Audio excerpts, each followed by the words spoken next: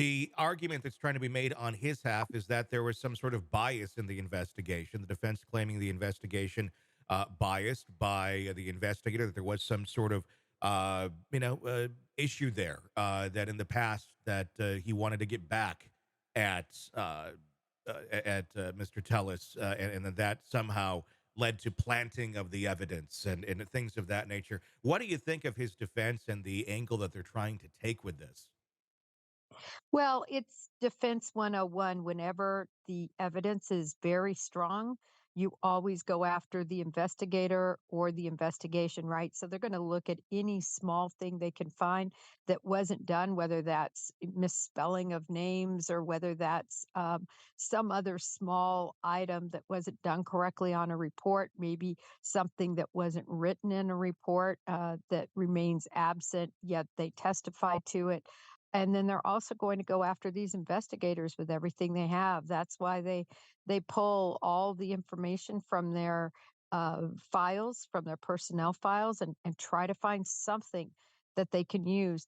That's the only way to sort of try to dangle the carrot away from the evidence, so the jury will start looking in one direction and not at truly the evidence that is really impactful in this case. Do you think there is any reasonable doubt in here when it comes to that with the investigation? I know there can be some arguments here of bias, and we've seen other cases where the investigators screwed it up. And then the jury is confused. Look at Karen Reed. Look at that case. In that, yeah, Proctor. In that one, in this one, you're almost starting to wonder: is it sort of the same sort of deal where it's going to be a technicality that confuses the jury, despite the overwhelming amount of evidence here that points to Robert Tellis being the individual that stabbed and murdered Jeff Gurman? Right, that's going to definitely be the defense's goal. But it's hard to, as you mentioned before, you can't plant DNA underneath one's fingernails. How did these investigators get into the house to plant, shredded up straw hats? The gait, remember Hmm. the gait of the perpetrator is very similar to the accused, and then finally, there's a vehicle match, Yeah. that was caught on video and then matched up with the vehicle in the location of the accused. So when you look at all of those are factors that you really just can't come together as a frame job. We're told that he's probably going to testify in his own trial here. What do you think we're going to see when he takes the stand? Well, he'll try to come off very, of course, that innocent, apologetic. I wouldn't even be surprised to see some sort of emotion, tears, even over the situation, how he's been picked on and how law enforcement didn't like him. He'll probably try to specifically focus in on some issue that he had with one of the investigators.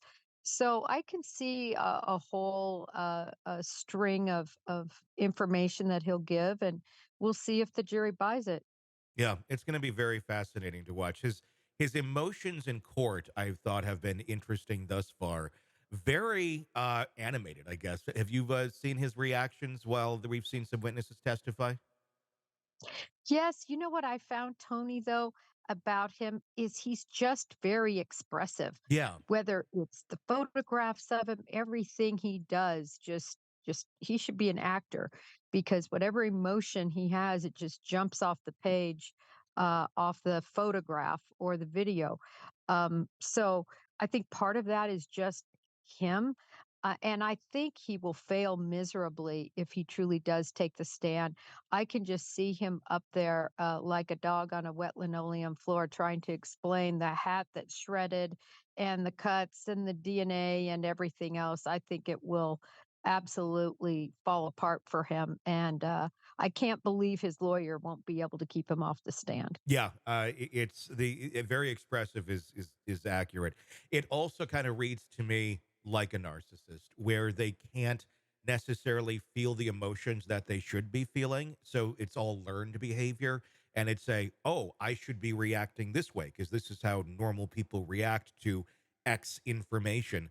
It reads to me of not genuine, not sincere, but he's done it most of his life, I think, to get by, and that's how he does it as a learned behavior, not a genuine. This is how I should be feeling because I don't think he's feeling anything.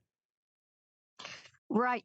We've seen it before. For instance, when Murdoch testified, Hmm. so emotional. I mean, it's your wife, it's your son. I mean, the allegations were just so brutal, Hmm. and yet a tear never dropped, No. Tony.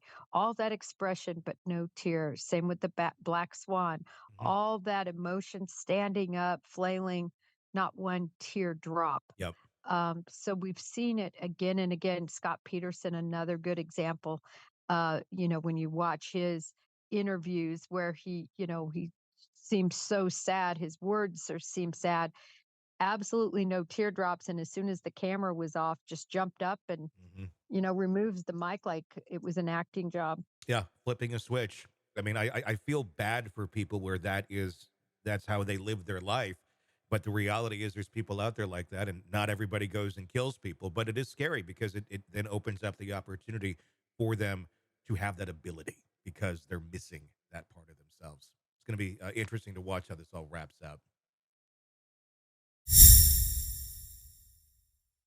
Hey, thanks for checking out the video. Be sure to follow us wherever you download podcasts, and especially Apple Podcasts, where you can get advanced episode and premium content on our premium channel right there. Also, be sure to follow us on social media so you don't miss any breaking updates on the stories that matter to you most. We're on TikTok, X, Instagram, Facebook. Just search Hidden Killers Podcast with Tony Brueski, and you'll find us right there. Again, thanks for watching.